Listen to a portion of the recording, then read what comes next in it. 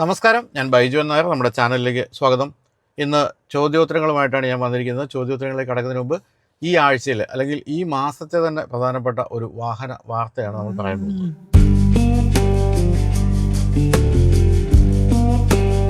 ദീപാവലി കാലമാണ് ഇന്ത്യയിലെ വാഹന വിപണിയുടെ ഏറ്റവും കൂടുതൽ ഉണർവുള്ള കാലം. അത് പറയുമ്പോൾ എനിക്ക് പെട്ടെന്ന് ഓർമ്മ വരുന്നത് പുലിവാൽ കല്യാണത്തിൽ ഹരിശ്രേഷ്ഠവൻ്റെ ക്യാരക്ടർ പറയുന്നുണ്ടല്ലോ, ഞങ്ങൾ പടക്കക്കാർക്ക് ദീപാവലി എന്ന് വെച്ചാൽ ചാകരയാണ്, കുറച്ച് പൈസ അങ്ങോട്ട് ഇറങ്ങാൽ ഇഷ്ടം പോലെ തിരിച്ചു കിട്ടുമെന്ന്. കൃത്യമായും അതുതന്നെയാണ് വാഹന നിർമ്മാതാക്കളുടെ കാര്യവും. ഏറ്റവും പുതിയ മോഡലുകൾ, ഏറ്റവും പുതിയ ഫേസ് ലിഫ്റ്റ്, ഇതെല്ലാം അവർ അവതരിപ്പിക്കുന്ന ദീപാവലി കാലത്താണ്. അപ്പോൾ ഇനി ദീപാവലി കാലത്തും അതിന് മുമ്പൊക്കെ ആയിട്ട് വരാൻ പോകുന്ന പ്രധാനപ്പെട്ട വാഹന മോഡലുകൾ ഏതൊക്കെയാണെന്നാണ് നമ്മൾ പറയാൻ പോകുന്നത്.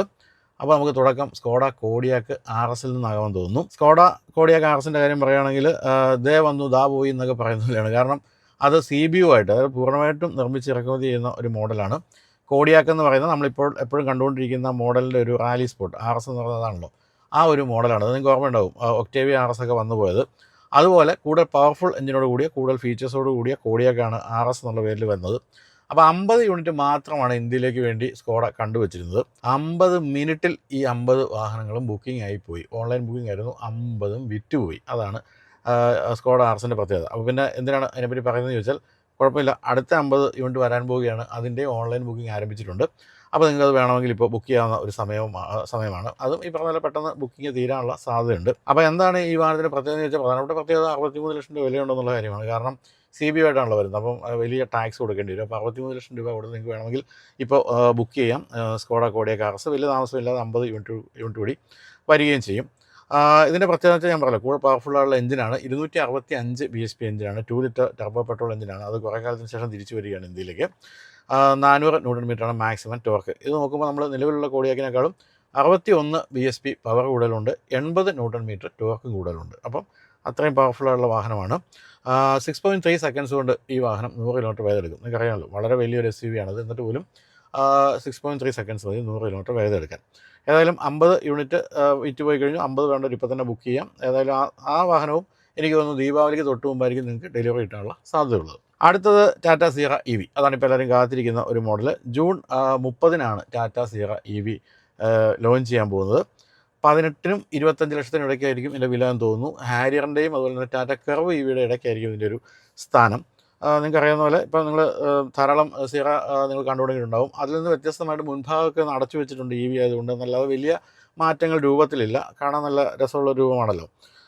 അപ്പോൾ എന്തൊക്കെയാണ് എൻ്റെ ബാറ്ററി പാക്ക് എന്ന് വെച്ചാൽ കൃത്യമായിട്ട് അവർ പറഞ്ഞിട്ടില്ല. എങ്കിൽ ഹാരിയറിൻ്റെ ബാറ്ററി പാക്കുകളായിരിക്കും എന്നാണ് വിശ്വസിക്കപ്പെടുന്നത്. അങ്ങനെയാണെങ്കിൽ 65 കിലോ വാട്ടിൻ്റെയും 75 കിലോ വാട്ടിൻ്റെയും ബാറ്ററി പാക്കുകളായിരിക്കും നിങ്ങൾക്ക് കിട്ടാൻ പോകുന്നത്. 600 കിലോമീറ്റർ വരെ റേഞ്ചും പ്രതീക്ഷിക്കാം. അടുത്തതും വളരെ പ്രധാനപ്പെട്ട നല്ല ഭംഗിയുള്ളൊരു മോഡലാണ്. അത് നിസാൻ്റെ ടെക്ട്രോൺ ആണ്. നിസാൻ ടെക്ട്രോൺ കാണാൻ നല്ല ഭംഗിയുള്ള മോഡലാണ്. ഈ നിസാൻ്റെ പട്രോൾ എന്ന് പറയുന്ന ഏറ്റവും വലിയ SUVയുടെ രൂപഭാവങ്ങളുള്ള ഒരു മോഡലാണ്. പക്ഷേ അത് ബേസിക്കലി റെനോ ഡസ്റ്റർ തന്നെയാണ്. റെനോ ഡസ്റ്റർ ആണ് എന്ന് നമുക്ക് മനസ്സിലാക്കുന്ന സൈഡ് പ്രൊഫൈൽ മാത്രമാണ്. മുൻഭാഗത്തും പിൻഭാഗത്തും എല്ലാം പാടെ മാറ്റങ്ങളാണ് വന്നിരിക്കുന്നത്. അത് 9-ാം തീയതിയാണ്, ജൂലൈ 9-ാം തീയതിയാണ് ആ വാഹനം ലോഞ്ച് ചെയ്യാൻ പോകുന്നത്. റെനോ ഡസ്റ്ററിൻ്റെ ഒരു നിസാൻ വകഭേദം എന്നാണ് നമുക്ക് ടെക്ട്രോണിനെ വിളിക്കാവുന്നത്.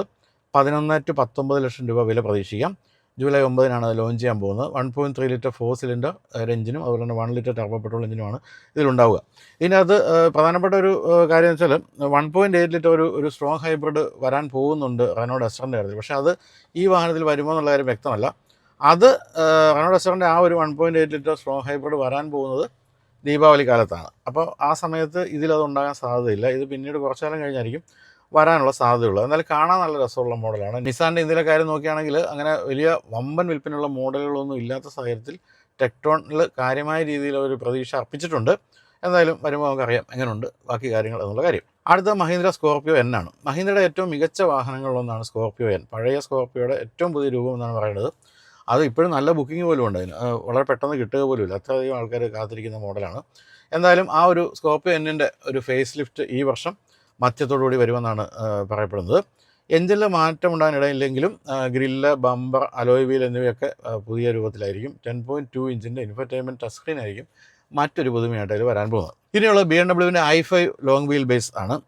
BMW 5 സീരീസിൻ്റെ ലോങ് വീൽ ബേസ് ഓൾറെഡി ഇവിടെ ഉണ്ട്. പക്ഷേ അത് EV ആയിരുന്നില്ല. EV എന്ന് പറയുന്നത് i5 എന്ന് പറയുന്ന മോഡലാണ്. അതിൽ ലോങ് വീൽ ബേസ് ഉണ്ടായിരുന്നില്ല. ലോങ് വീൽ ബേസ് എന്ന് പറഞ്ഞാൽ കൂടുതൽ സ്ഥലസൗകര്യം ഉണ്ടാകുമെന്നാണ് നമുക്ക് മനസ്സിലാക്കേണ്ടത്. ചൈനയിൽ ഓൾറെഡി ഈ i5ൻ്റെ ലോങ് വീൽ ബേസ് ഉണ്ട്. അതിന് 713 കിലോമീറ്ററാണ് കമ്പനി പറയുന്ന മൈലേജ്. എന്ന് പറഞ്ഞാൽ ഒട്ടും മോശമല്ല.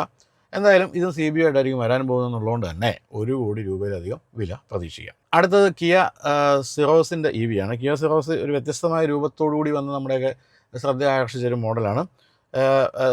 സെക്കൻഡ് റോയിൽ ഏറ്റവും കൂടുതൽ ലെഗ് സ്പേസ് ഉള്ളൊരു മോഡലാണ്. ഇത് ബെൻസിൻ്റെ എസ് ക്ലാസിൻ്റെയൊക്കെ അത്രയും ലെഗ് സ്പേസ് ഉണ്ടെന്നുള്ളതാണ് ആ വാഹനത്തിൻ്റെ പ്രത്യേകത.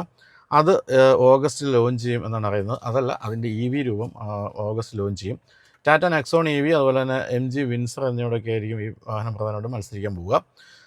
സിറോസ് പ്ലാറ്റ്ഫോം എന്ന് പറയുന്നത് കൊറിയയിൽ ഇപ്പോൾ വിൽപ്പനയിലുള്ള ഹ്യുണ്ടായി ഇൻസ്റ്റർ എന്ന് പറയുന്ന ഉണ്ട്. അതിൻ്റെ പ്ലാറ്റ്ഫോം തന്നെയായിരിക്കും എന്നാണ് അറിയാൻ കഴിയുന്നത്. 42 കിലോ വാട്ട് അതുപോലെ 49 കിലോ വാട്ട് ഇങ്ങനെ 2 ബാറ്ററി പാക്കുകളുടെ ഓപ്ഷൻ ഉണ്ടാകും. 300 തൊട്ട് 350 കിലോമീറ്റർ വരെ ആയിരിക്കും റേഞ്ച് പ്രതീക്ഷിക്കുന്നത്. അങ്ങനെ വരുമ്പോൾ മറ്റൊരു വാഹനം കൂടി ഇതുമായിട്ട് കോമ്പറ്റ് ചെയ്യുമല്ലോ, അത് മഹീന്ദ്രയുടെ 3Xോടെ ആണ്. നമ്മൾ അടുത്ത കാലത്ത് ടെസ്റ്റ് ചെയ്തിരുന്നു.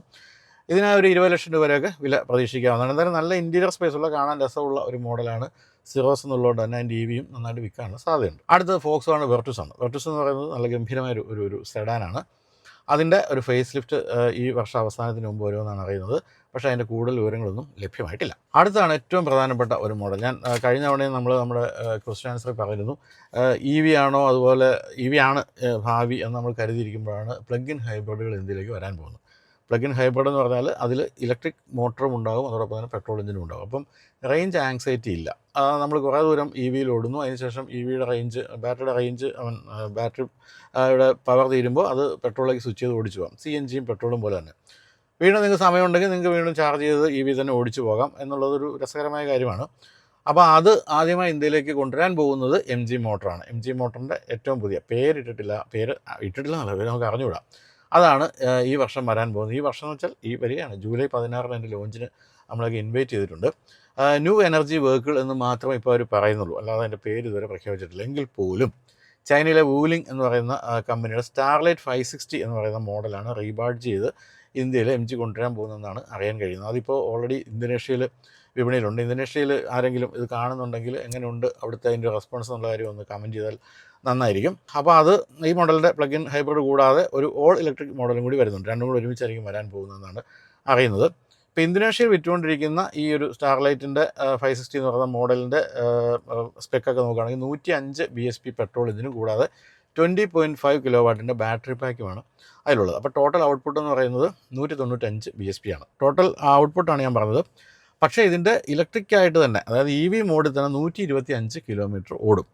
എന്ന് പറയുമ്പോൾ പെട്രോളും കൂടി ഫുൾ ടാങ്ക് അടിച്ച് നിങ്ങൾ ഇവിയും ഫുൾ ചാർജ് ആക്കി ഓടിച്ചു പോകണമെങ്കിൽ 1000 കിലോമീറ്റർ വരെ നിങ്ങൾക്ക് ഓടിച്ചെത്താൻ പറ്റും ഒരൊറ്റ ചാർജിങ്ങിൽ എന്നാണ് പറയുന്നത്. ഇതിൻ്റെ തന്നെ യിൽ പൂർണ്ണമായും ഇലക്ട്രിക് വെഹിക്കിളിൽ 69.2 കിലോ വാട്ടിൻ്റെ ബാറ്ററി പാക്കാണ് കൊടുത്തിരിക്കുന്നത്. 201 HP മോട്ടറാണ് അതിൽ ഘടിപ്പിച്ചിരിക്കുന്നത്. 530 കിലോമീറ്റർ റേഞ്ച് ഉണ്ടാവും. 4.7 മീറ്റർ നീളമുള്ള ഒരു വലിയ SUV ആണിത്. 2810 മില്ലിമീറ്റർ വീൽ ബേസും ഉണ്ട്. അപ്പോൾ ഇതായിരിക്കും ഒരു ഗെയിം ചേഞ്ചർ എന്നെനിക്ക് തോന്നുന്നു. അതിനുശേഷം JSWൻ്റെ മോട്ടറിൻ്റെ ഒരു പ്ലഗ് ഇൻ ഹൈബ്രിഡ് വരുന്നു, കൂടാതെ BYDയുടെ പ്ലഗ് ഇൻ ഹൈബ്രിഡ് വരുന്നു. ഇങ്ങനെ പല കാര്യങ്ങളും വരുന്നുണ്ട്. അപ്പോൾ അതുകൊണ്ട് തന്നെ പ്ലഗ് ഇൻ ഹൈബ്രിഡും നമ്മുടെ ഒരു ഭാവിയാണോ എന്ന് നമുക്ക് അറിയാൻ സാധിക്കുന്നത് ഈ ഒരു വാഹനം വരുമ്പോഴായിരിക്കും. അപ്പോൾ ജൂലൈ 16 വരെ കാത്തിരിക്കാം.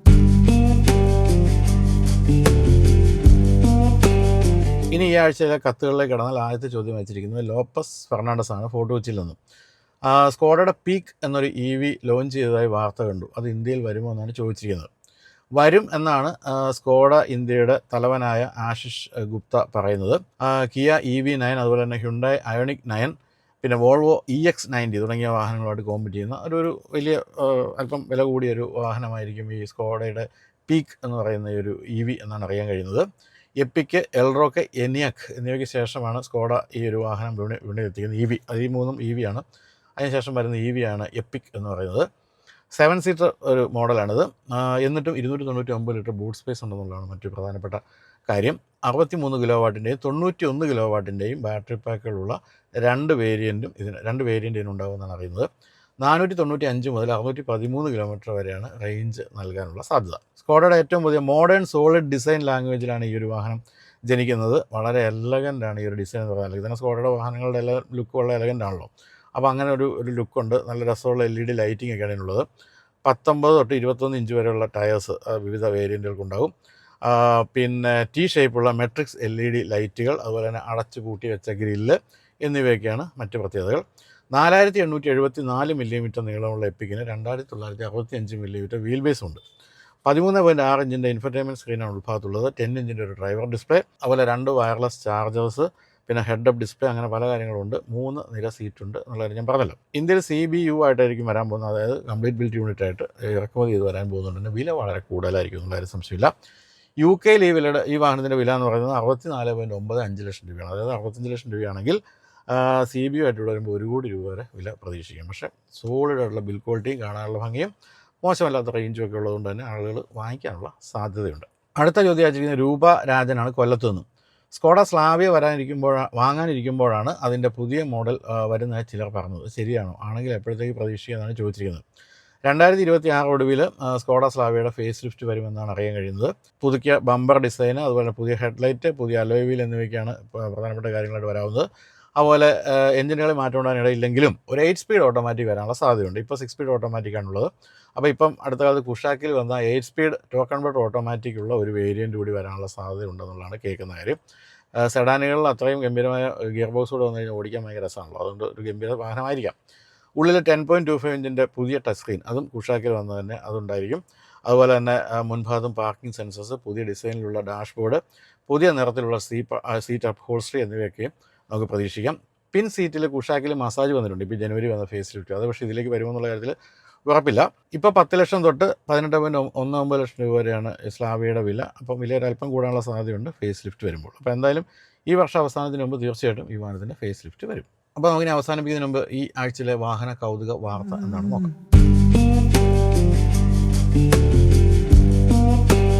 ഞാൻ പറഞ്ഞല്ലോ, ഇപ്പോൾ ഈ വാഹനങ്ങളുടെ ഭാവി ഇലക്ട്രിക് ആണോ എന്നൊക്കെ നമ്മൾ സംശയിച്ചിരിക്കുന്ന സമയത്ത്, സ്ട്രോങ് ഹൈബ്രിഡ് ആണോ എന്നൊക്കെ സംശയിച്ചിരിക്കുമ്പോൾ സ്ട്രോങ് ഹൈബ്രിഡുകളുടെ എഞ്ചിനുകൾ അല്ലെങ്കിൽ അതിൻ്റെ ആ ഒരു പവർ ട്രെയിൻ നിർമ്മിക്കാൻ വേണ്ടി ഇന്ത്യയിൽ ഒരു ഫാക്ടറി തന്നെ തുടങ്ങാൻ പോവുകയാണ്.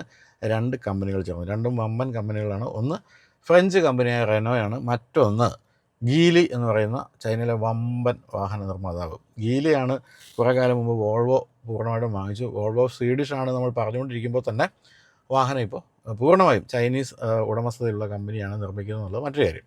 അപ്പോൾ ഇവർ രണ്ടുപേരും കൂടി ചേർന്ന് ഇന്ത്യയിൽ ഒരു വമ്പൻ പ്ലാന്റ് സ്ഥാപിക്കുകയാണ്. അത് സ്ട്രോങ് ഹൈബ്രിഡ് പവർ ട്രെയിനുകൾ നിർമ്മിക്കാൻ വേണ്ടി മാത്രമാണ്. 3500 കോടി രൂപയാണ് അതിനായിട്ട് ഇന്ത്യയിൽ ഈ 2 കമ്പനികളും കൂടി ഇൻവെസ്റ്റ് ചെയ്യുന്നത്.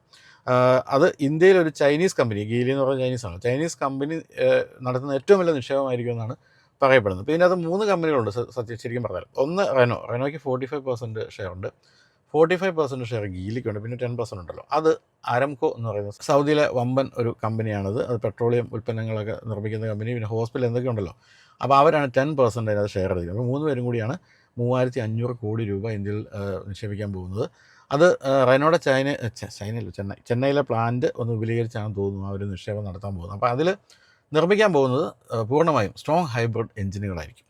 അപ്പോൾ അത് ആദ്യമായിട്ട് വരാൻ പോകുന്നത് നമ്മൾ കുറച്ച് മുമ്പ് പറഞ്ഞിരുന്നു, ഏറ്റവും പുതിയ റെനോ ഡസ്റ്ററിൻ്റെ ഒരു 1.8 ലിറ്റർ സ്ട്രോങ് ഹൈബ്രിഡ് മോഡൽ വരാൻ പോകുന്നുണ്ട് ദീപാവലി കാലത്ത്. അതിൽ ആദ്യമായിട്ട് പ്രത്യക്ഷപ്പെടാൻ പോകുന്ന എഞ്ചിൻ ഈ ഒരു ഗീലിക്ക് ഓൾറെഡി ഇതിൻ്റെ ഒരു ടെക്നോളജി ഉണ്ട്, അവർ നൽകുന്ന എഞ്ചിനായിരിക്കും. ഹോഴ്സ് പവർ ട്രെയിൻ എന്നാണ് ഇവർ ഈ കമ്പനിക്ക് ഇട്ടിരിക്കുന്ന പേര്. അപ്പോൾ ഹോഴ്സ് പവർ ട്രെയിൻ ആയിരിക്കും ആദ്യമായിട്ട് ഈ ഒരു റെനോ ഡസ്റ്റർ വരാൻ പോകുന്നത്. അതിനുശേഷം ബ്രിഡ്ജർ എന്ന് പറയുന്നൊരു പുതിയ SUV ഈ റെനോയിൽ നിന്നും, അതിലും ഉപയോഗിക്കാൻ പോകുന്നത് ഈ ഒരു ഹോഴ്സ് പവർ ട്രെയിൻ ആയിരിക്കും എന്നാണ് അറിയാൻ കഴിയുന്നത്. അതിനുശേഷം ധാരാളം വാഹനങ്ങളിൽ ഈ ഒരു എഞ്ചിൻ പ്രത്യക്ഷപ്പെടും. നിസാൻ്റെയും റെനോയുടെയും വാഹനങ്ങളിൽ പ്രത്യക്ഷപ്പെടും.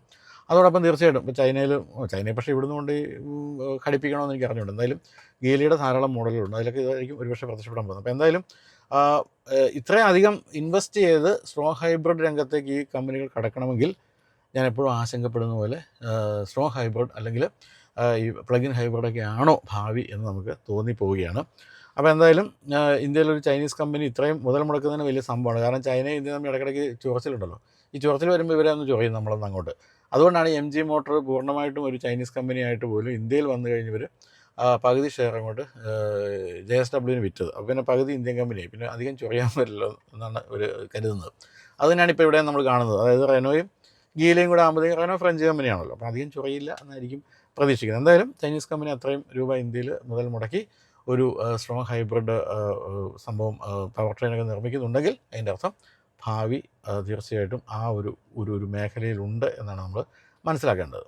അപ്പോൾ ഇതൊക്കെയാണ് ഈ ആഴ്ചയിലെ ചോദ്യങ്ങളും ഉത്തരങ്ങളും. ഇനി പോപ്പുലർ ഹുണ്ടയെ പറ്റി പറയാം. പോപ്പുലർ ഹുണ്ട ഇന്ത്യയിലെ ഏറ്റവും വലിയ ഹുണ്ട ഡീലർഷിപ്പാണ്. കേരളത്തിൽ അങ്ങോളം ഇങ്ങോളം 35 സെയിൽസ് സെൻറ്റേഴ്സും 35 സർവീസ് സെൻറ്റേഴ്സും ഉണ്ട് പോപ്പുലർ ഹുണ്ടയ്ക്ക്. നിങ്ങൾക്ക് ഏതൊരു ഹുണ്ടായി വാഹനവും ഓടിച്ചു നോക്കണമെങ്കിൽ ഞാൻ ഈ കൊടുത്തിരിക്കുന്ന നമ്പറിൽ വിളിച്ചാൽ മതി. നിങ്ങളുടെ വീട്ടുമുറ്റത്ത് കേരളത്തിൽ എവിടെയായാലും വാഹനം എത്തിച്ചേരും. ഓടിച്ച് നോക്കിയിട്ട് ഇഷ്ടപ്പെട്ടു ബുക്ക് ചെയ്യാൻ പോവുകയാണെങ്കിൽ പറയുക. ബൈജു എന്ന യൂട്യൂബ് ചാനൽ കണ്ടാണ് ബുക്ക് ചെയ്യുന്നത്. അങ്ങനെയാണ് നിങ്ങളെ കാത്തിരിക്കുന്നത്. ലഭ്യമായ എല്ലാ ഡിസ്കൗണ്ടും കൂടാതെ സർപ്രൈസ് ഗിഫ്റ്റുകളുമായിരിക്കും. ഇപ്പോൾ ഏറ്റവും പുതിയ വെന്യൂ, ഏറ്റവും പുതിയ ഹ്യുണ്ടായി ക്രെറ്റ EV തുടങ്ങിയൊക്കെ നിങ്ങളൊന്ന് ഓടിച്ച് നോക്കുന്നത് നന്നായിരിക്കും.